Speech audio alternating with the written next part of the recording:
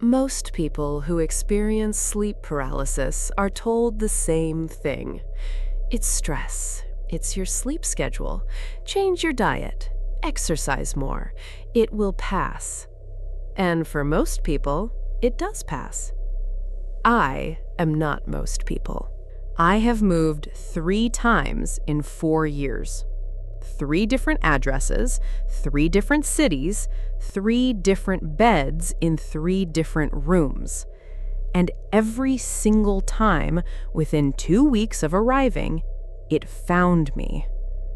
I don't use the word demon lightly.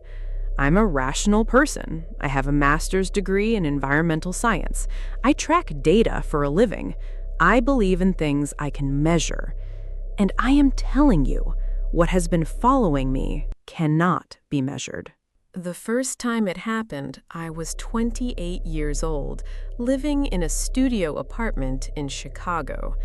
3rd floor, building built in the 1970s. Nothing remarkable about it. I'd been there 4 months with no issues. I'd experienced sleep paralysis once before, in college, briefly, so I recognized what was happening. I kept calm, or I tried to. Then I saw it in the corner. A figure, standing completely still. Tall, dark, the kind of dark that doesn't belong in a room even at night. No face, no movement, just watching. After 2 weeks, I looked up sleep paralysis in detail. I read that the shadow figure is one of the most commonly reported hallucinations across cultures worldwide. People in Japan report it, Brazil, Canada, Egypt. The same figure, the same corner, the same paralysis. This made me feel slightly better. I requested an apartment transfer. Different unit, 4th floor. New apartment, new bedroom, new corner. First night, nothing. Second night, nothing. Night 14. I woke at 2:17 a.m. I couldn't move. It was in the corner, the same corner, the left corner, nearest the window.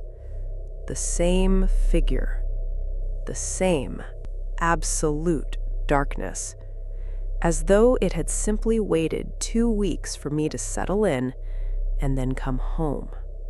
I moved to Portland for work 8 months later. New city, newer building, good light, quiet street. I was hopeful. I slept fine the first week, fine the second. I started to breathe again. I started telling myself the Chicago experience had been stress-related. Portland was a fresh start. Night 16. 2:04 a.m. Can't move. Left corner, same figure. I didn't even panic. That was the worst part. I just lay there and thought, of course. And I felt something I can only describe as despair. Not fear. I was past fear. Despair. Because I was beginning to understand this was not about the location. This was about me. After 6 months in Portland, I decided I needed to know. I bought 3 cameras, good ones, night vision, wide angle, motion activated.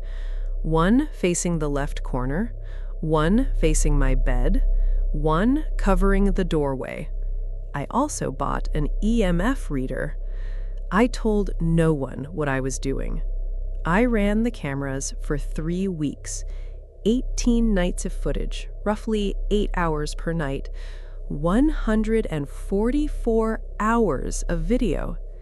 The visits happened on nights 3, 7, 11, and 16.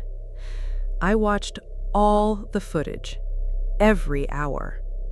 Here is what the cameras recorded during those 4 episodes. Me, lying in bed, flat on my back, completely still. That's all. In the corner, nothing. In the doorway? Nothing.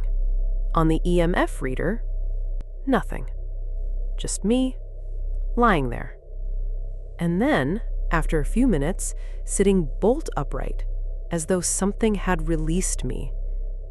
I watched myself experience what felt like the most terrifying moments of my life. And the cameras captured an empty room. I was almost ready to accept the psychological explanation. Almost. Then I watched Night 11's footage a second time. At 2:31 a.m., 9 minutes into the episode, my camera in the left corner flickered. Not a power cut, not a recording glitch. A flicker. One frame of something. I exported that frame. I enhanced it as much as my laptop software would allow. In the left corner of my bedroom, in the one frame that should have shown an empty corner, there is a shape.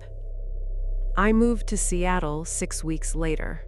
It arrived on night 11. I haven't set up cameras again. I'm not sure I want another frame like that one.